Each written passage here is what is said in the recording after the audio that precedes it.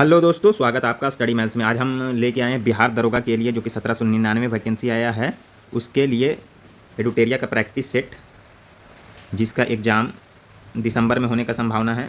और सब कुछ सही रहा तो दिसंबर में आयोग ले लेगा, क्योंकि आयोग बिहार दरोगा का बहुत ही फास्ट रहता है और जल्द ही कम से कम 6 से 7 महीना में पूरा वैकेंसी कंप्लीट करा देता है। तो आपके लिए बेहतर अपॉर्चुनिटी है। तो चलिए बिना कुछ देरी किए हुए पहला क्वेश्चन पे बात करते हैं। निम्नलिखित तंत्रों में से किस एक में भारत का प्राचीनतम शैल समूह है? तो भारत का प्राचीनतम शैल समूह आर्कियन समूह है। आर्कियन के बाद भारत का क्या है कि फिर धारवाड़ हो जाएगा। आर्कियन के बाद धारवाड़ के बाद कुड़प्पा, कुड़प्पा के बाद हो जाएगा विंध्यन शैल समूह। इतना याद रखिए दोस्तों। नेक्स्ट क्वेश्चन पे बात करते हैं। निम्नलिखित पर्वत श्रृंखला में से पूर्वी पहाड़ियों का उत्तर से दक्षिण, ये पूर्वी श्रृंखला है। पूर्वी क्या मतलब बोल रहा, उत्तर से दक्षिण की ओर। तो उत्तर से दक्षिण की ओर हो जाएगा इसका right answer A, Patkai beam हो जाएगा। दूसरा हो जाएगा नागा यहाँ पे, और तीसरा हो जाएगा मणिपुर, और यहाँ पे मिजोरम पहाड़िया हो जाएगा। पटकाई बूम कहाँ पे है दोस्तों? तो पटकाई बूम अरुणाचल प्रदेश में है। और नागा पहाड़िया नागालैंड में हो गया, और मणिपुर तो मणिपुर में है। मणिपुर में एक और पहाड़िया लैमाटोल पहाड़िया, ये याद रखिएगा। और मिजोरम की पहाड़िया तो मिजोरम में ही है।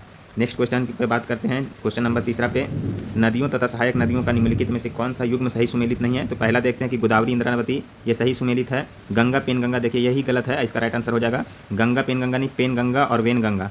Pen Ganga plus Wainganga Godavari की सहायक नदियाँ है। और कृष्णा भीमा ये सही है। और कृष्णा की अन्य सहायक नदियाँ है मूसी, मुनेरी, कोयना, भीमा, घाटपलवा, मालप्रभा। और लूनी नदी, लूनी नदी का सुकरी, ये भी सही सुमेलित है। और लूनी एकमात्र नदी है दोस्तों जो कि कच्छ की रण में विलीन हो जाता है। नेक्स्ट क्वेश्चन पे हम बात करते हैं। क्वेश्चन नंबर 4 पे, मानसून बस्ट मतलब केरल, कर्नाटक, गोवा और महाराष्ट्र के तटीय क्षेत्रों में निम्नलिखित में से किस अवधि के दौरान घटती है? तो मानसून बस्ट का मतलब है कि मानसून का आना सबसे पहले कहाँ आता है, ये बस याद रखिएगा। तो देखिएगा ये बोल रहा है कि पश्चिमी तट पे यहाँ पे, तो मानसून बस्ट होता है जून, 1 जून से मानसून एंट्री हो जाता है। तो इसका राइट आंसर हो जाएगा जून का पहला सप्ताह। अगर पूछे कि किस केंद्र शासित और राज्य प्रदेश में सबसे पहले मानसून एंट्री करता है, तो इसका राइट आंसर लगाइएगा दोस्तों कि अंडमान और निकोबार, ना कि केरल। नेक्स्ट क्वेश्चन पे बात करते हैं। क्वेश्चन नंबर 5 में है कि झूम खेती करते हैं। तो ये जनजाति दिया है कि झूम खेती कौन करते हैं? झूम खेती देखिए उत्तर पूर्वी भारत में ज़्यादा किया जाता है। तो झूम खेती उत्तर पूर्वी भारत की एकमात्र जनजाति यहाँ पे खासी है, जो कि मेघालय में रहता है। तो इसका राइट आंसर हो जाएगा टोडा जनजाति नीलगिरी की पहाड़ी पर रहता है। कहाँ रहता है? नीलगिरी की पहाड़ पर, तमिलनाडु में। और संथाल रहता है छोटा नागपुर वाला क्षेत्र में। नेक्स्ट क्वेश्चन है दोस्तों, क्वेश्चन नंबर 6 है, वर्ष 2011 जनगणना के अनुसार निम्नलिखित में से किस राज्य में महिला साक्षरता दर प्रतिशत सबसे अधिक है? तो इसका राइट आंसर हो जाएगा मिजोरम। महिला साक्षरता पूछे तो दोस्तों मिजोरम में सबसे अधिक है। क्वेश्चन नंबर 7 पे बात करते हैं कि भारत में भौमजल का सर्वाधिक उपयोग करने वाले राज्य का निम्नलिखित में से कौन से हैं? तो इसका राइट आंसर हो जाएगा ए, पंजाब, राजस्थान, हरियाणा और तमिलनाडु। देखिए दोस्तों कि यहीं पे सबसे ज़्यादा भौमजल का उपयोग हुआ है, क्योंकि यहाँ पे ये हरित क्रांति सफल हुआ और इसके लिए सिंचाई की बहुत ज़्यादा ज़रूरत थी यहाँ पे, इसीलिए इसका राइट आंसर हो जाएगा 7 का ए। नेक्स्ट क्वेश्चन पे बात करते हैं दोस्तों। 8वां नंबर क्वेश्चन है, गंगा के निचले मैदान की यह विशेषता है कि यहाँ वर्ष भर जलवायु उच्च तापमान के साथ आर्द्र बनी रहती है। इस क्षेत्र के लिए निम्नलिखित फसलों के युग्मों में से कौन सा युग्म सबसे उपयुक्त है? तो गंगा का निचले मैदान बोल रहा है। गंगा को 3 भागों में बांटा गया है। ऊपरी गंगा का मैदान हो गया, फिर मध्य और फिर निचली गंगा, जो कि पश्चिम बंगाल और कुछ कुछ बिहार का ऐसा पड़ता है। तो बोल रहा है कि यहाँ पर सर्वाधिक कौन सी फसल उगाई जाती है? तो इसका राइट आंसर हो जाएगा धान और जूट। धान और जूट। पहला जूट का कारखाना ये देखिए फॉरेस्ट रेंज ऑफिसर में पूछा था कि 1855 में कहाँ खोला गया था? तो रिसड़ा में, याद रखिएगा, हुगली नदी के किनारे है। Question number 8। क्वेश्चन नंबर 9 पे बात करते हैं, कर्क रेखा निम्नलिखित में से किस देश से होकर गुजरती है? तो इसका राइट आंसर हो जाएगा माली। माली एक अफ्रीकन कंट्री है और कर्क रेखा 17 देशों से होकर गुजरता है। आप लोग इसको देख लीजिएगा कौन कौन से देश है। फिर है क्वेश्चन नंबर 10, मीथेन जिसके वायुमंडल में उपस्थित होते हैं वह है? तो बृहस्पति के वायुमंडल में मीथेन उपस्थित रहती है। और बुध और प्लस शुक्र ऐसा ग्रह है जिसके पास कोई उपग्रह नहीं है, ये याद रखिएगा। क्वेश्चन नंबर 11 पे बात करते हैं, निम्नलिखित स्थानीय पवनों में से कौन सुमेलित नहीं है? ये देखिएगा। तो इसका राइट आंसर हो जाएगा D, mistral. Mistral USA Canada में नहीं बनता है, मिस्ट्रल स्पेन और फ्रांस में बहता है दोस्तों। स्पेन प्लस फ्रांस में और भूमध्य सागर में बहते हैं। नेक्स्ट क्वेश्चन पे बात करते हैं, निम्नलिखित में से कौन सही सुमेलित नहीं है? 12 नंबर पे, तो पनामा नहर, मैक्सिको की खाड़ी एवं प्रशांत महासागर, तो पहला हो गया। दूसरा हो गया स्वेज नहर और बंगाल की खाड़ी। देखिए स्वेज नहर लाल सागर और अरब सागर को नहीं जोड़ता है, लाल सागर और भूमध्य सागर को जोड़ता है। अकील नहर बाल्टिक सागर और उत्तरी सागर को। तो 3 सही है और 1 और 2 गलत है, क्योंकि पनामा नहर मैक्सिको की खाड़ी नहीं, ये हो जाएगा अटलांटिक महासागर और प्रशांत महासागर को जोड़ता है दोस्तों। चलिए नेक्स्ट क्वेश्चन पे बात करते हैं। 13 नंबर पे है, तुर्की किन के मध्य स्थित है? तो तुर्की जो जिसका पहले नाम तुर्की था और हाल ही में नाम कर दिया तुर्की, ये है काला सागर और भूमध्य सागर के बीच अवस्थित है। नेक्स्ट क्वेश्चन है, पारिस्थितिकी तंत्र में तत्वों के चक्रण को क्या कहा जाता है? तो इसका राइट आंसर हो जाएगा जैव भू रासायनिक चक्र। चलिए नेक्स्ट क्वेश्चन पे बात करते हैं। क्वेश्चन नंबर 15 पे, हड़प्पा सभ्यता के संदर्भ में निम्नलिखित में से कौन सा कथन असत्य है? तो पहला ही असत्य है। हड़प्पा सभ्यता के लोग कांसे से परिचित नहीं थे। कांसे से परिचित थे, इसीलिए तो इसको कांस्य युगीन सभ्यता भी कहा जाता था। हड़प्पा की सभ्यता ये बोलता कि हड़प्पा की सभ्यता लोहे से परिचित नहीं थे। इसका और ऑप्शन पे देख लेते हैं। इस संस्कृति में सबसे महत्वपूर्ण पशु एक सींग वाला जानवर यूनिकॉर्न था, ये सही है। सिंधु प्रदेश में टेराकोटा की बनी मिट्टियाँ मूर्तियाँ फिरगिन कहलाती थी, ये भी सही है। इस संस्कृति में सोना चांदी का प्रयोग आभूषणों बनाने के लिए किया जाता था, ये भी सही है। चलिए नेक्स्ट क्वेश्चन पे बात करते हैं। 16 नंबर पे, उत्तर वैदिक काल में द्विज किस संदर्भ में प्रयुक्त होता है? तो द्विज के लिए होता है उच्च वर्ण के लिए। उच्च वर्ण में कौन सा? तो ब्राह्मण और क्षत्रिय के लिए यूज होता था। किसके लिए? ब्राह्मण प्लस क्षत्रिय के लिए द्विज शब्द का उपयोग होता था। नेक्स्ट क्वेश्चन पे बात करते हैं दोस्तों। निम्नलिखित युग्मों पर विचार कीजिए और बोला कि इनमें से कौन सही सुमेलित है। तो पहला देख लेते हैं, मृच्छकटिकम के लेखक तो शूद्रक, ये भी सही है। अभिज्ञान शकुंतलम के लेखक कालिदास, ये सही है। लेकिन रोमक सिद्धांत के लेखक अमर सिंह नहीं है। अमर सिंह लेखक इसके अमरकोश के लेखक हैं। क्वेश्चन नंबर 18 है, द्रविड़ शैली के मंदिरों में गोपुरम किससे संबंधित है? तो गोपुरम है ऊंचे अलंकृत दीवार। देखिए जैसे भी एंट्री करते थे तो बड़ा बड़ा द्वार को कहा जाता था, मंदिर में गोपुरम कहते थे, ये याद रखिएगा। गर्भगृह जिसमें मंदिर को जिसमें मूर्ति को रखा जाता था उसे गर्भगृह कहा जाता था। नेक्स्ट क्वेश्चन 19वां नंबर क्वेश्चन पे हम बात करते हैं दोस्तों। सर्वप्रथम किस सल्तनत कालीन शासक ने अपनी राजधानी दिल्ली स्थानांतरित किया था? तो इसका राइट आंसर हो जाएगा, दिल्ली स्थानांतरित किया था इसको इल्तुतमिश ने। और पहले इसका राजधानी कुतुबुद्दीन ऐबक के समय लाहौर था, तो लाहौर से दिल्ली स्थानांतरित किया था इल्तुतमिश ने। चलिए नेक्स्ट क्वेश्चन है, क्वेश्चन नंबर हो गया 20। मथुरा के केशव देव मंदिर निम्नलिखित में से किसके द्वारा बनवाया गया है? तो वीर सिंह बुंदेला द्वारा बनाया गया है, ये याद रखिएगा। 21 नंबर है, निम्नलिखित में से किस शासक ने स्वयं को अनूठा ब्राह्मण कहा था? तो इसको हो जाएगा गौतमी पुत्र शतकर्णी। इसको भी कहता है दक्षिणापथ स्वामी भी कहा जाता है, ये भी याद रखिएगा दोस्तों। नेक्स्ट क्वेश्चन पे बात करते हैं। इसमें मिलान दिया कि इनमें से कौन सही मिलान है? तो जात किसको कहते थे? जात कहा जाता था मनसबदार द्वारा के पद तथा वेतन का सूचक होता था। स्वार होता था घुड़सवारों की संख्या को। दीवाने आला होता था वित्त मंत्री। मदद ए माश अनुदान में दी गई कर मुक्त भूमि। तो इसका राइट आंसर जो 2, 1, 3, 4 कहाँ पे है? देख लेते हैं 2, 1, 3, 4 कहाँ पे है। तो 2, 1, 3, 4 ऑप्शन नंबर बी में है। फिर है, भारत में इस्तेमरारी बंदोबस्त का आरंभ किसके शासन या प्रशासन के काल में किया गया? तो इसका राइट आंसर हो जाएगा 1793 में कॉर्नवालिस द्वारा। इस्तेमरारी या जमींदारी बंदोबस्त इसी को कहा जाता है। नेक्स्ट क्वेश्चन है, क्वेश्चन नंबर 24 है, निम्नलिखित में से किस आंदोलन के दौरान प्रथम बार वंदे मातरम का स्वदेशी स्तर पर प्रयोग हुआ? तो स्वदेशी आंदोलन पर। और स्वदेशी आंदोलन क्यों स्टार्ट हुआ था? तो 1905 में बंगाल का विभाजन किया था, इसके स्वरूप में 1906 में स्वदेशी आंदोलन में वंदे मातरम का नारा सड़क गलियों में गूंजा था। नेक्स्ट क्वेश्चन पे बात करते हैं दोस्तों। क्वेश्चन नंबर 25 है, निम्नलिखित में से कौन होम रूल लूग आंदोलन की स्थापना से नहीं जुड़ा हुआ है? तो इसका राइट आंसर हो जाएगा बी, क्योंकि लाला हरदयाल और सोहन सिंह भाकना गदर आंदोलन से जुड़े हुए थे 1913 में।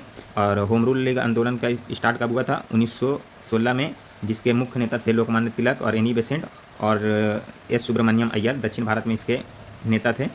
और 26 नंबर क्वेश्चन पे है, नीचे दी गई ऐतिहासिक घटनाओं को कालानुक्रम के अनुसार व्यवस्थित करें तथा दिए गए पुट का प्रयोग सही उत्तर चुनें।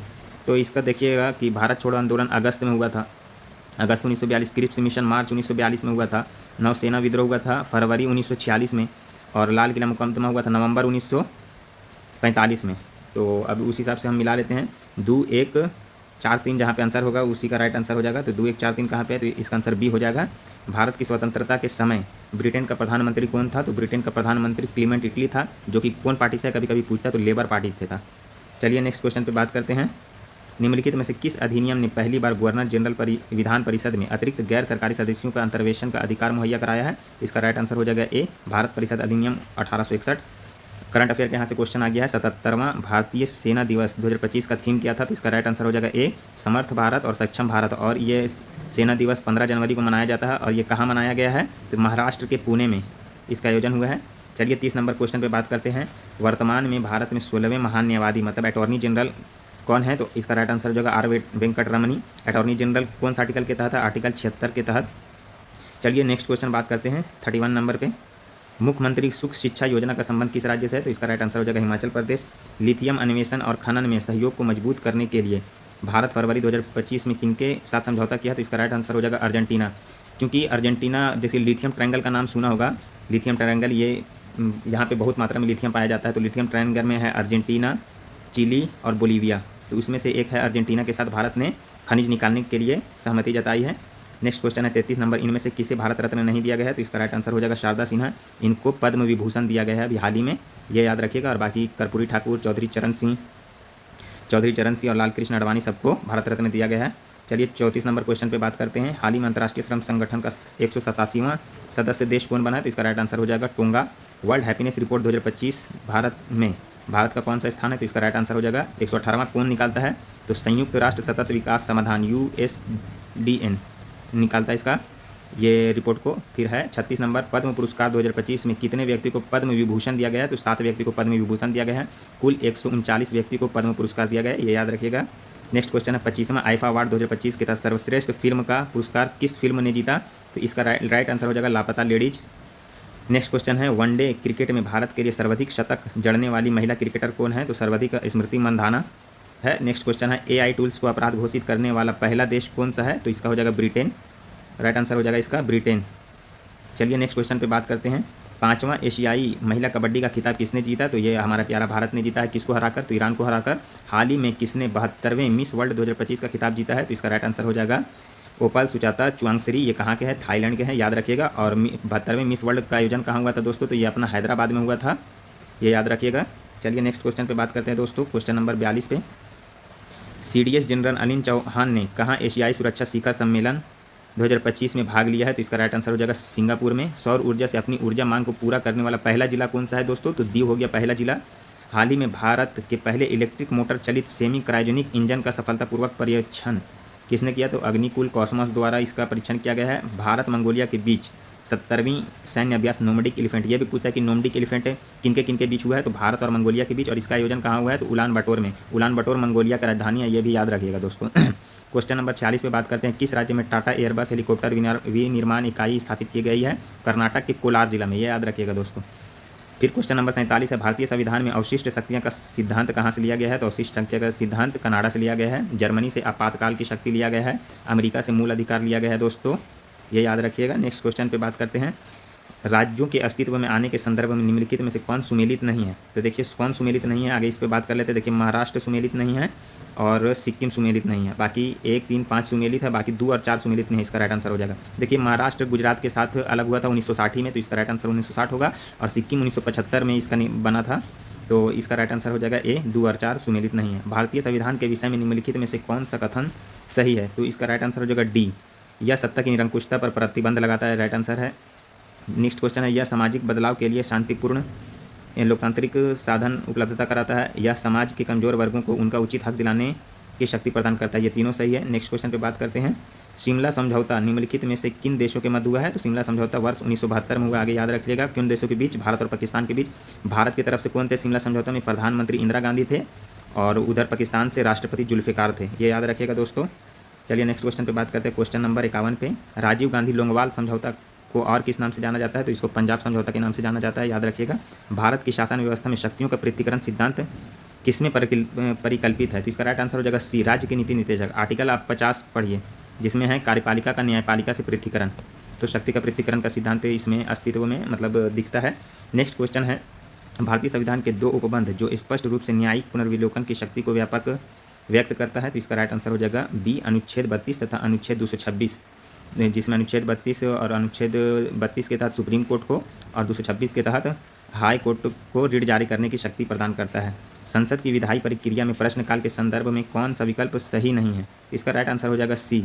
इस दौरान सभी प्रश्नों का उत्तर मौखिक दिया जाता है, जिनके पूरक प्रश्न पूछे जाते हैं, यही गलत है। निम्नलिखित में से कौन सी समिति भारत में चुनाव सुधारों से संबंधित नहीं है? तो इसका राइट आंसर हो जाएगा सी, AK चिलैया समिति। ये कर सुधार से था दोस्तों।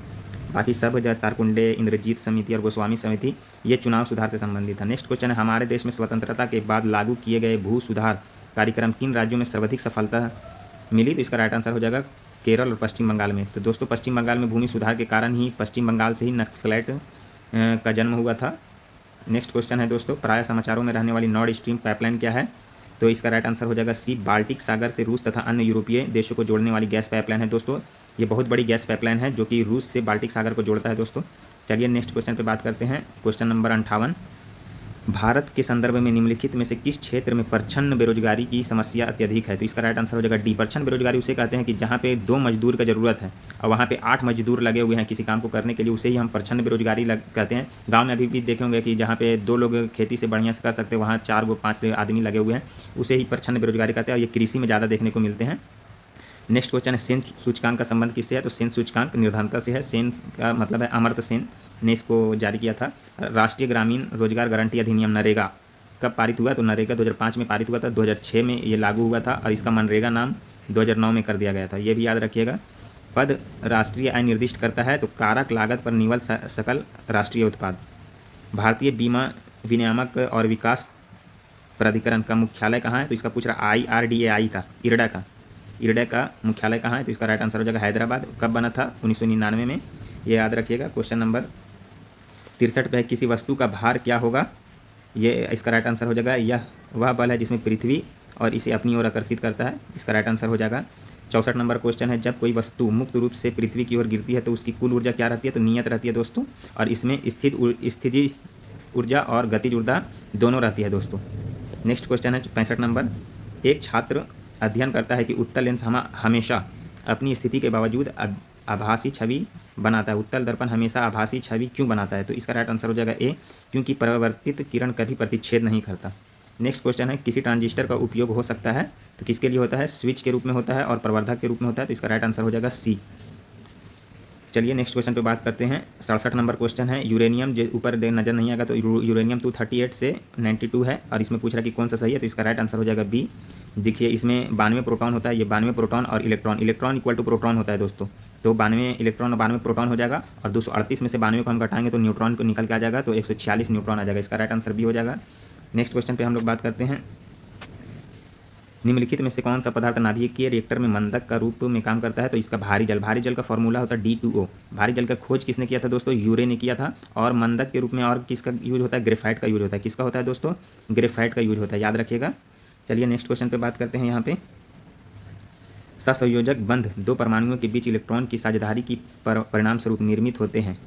सॉरी, यहाँ पे थोड़ा सा कलम को इरेज कर रहे हैं। सहसंयोजक बंध दो परमाणुओं के बीच इलेक्ट्रॉनों की साझेदारी के परिणाम स्वरूप निर्मित होते हैं ताकि दोनों पूरी तरह से बाह्यतम कोश को प्राप्त कर सके, इसका राइट आंसर हो जाएगा ए।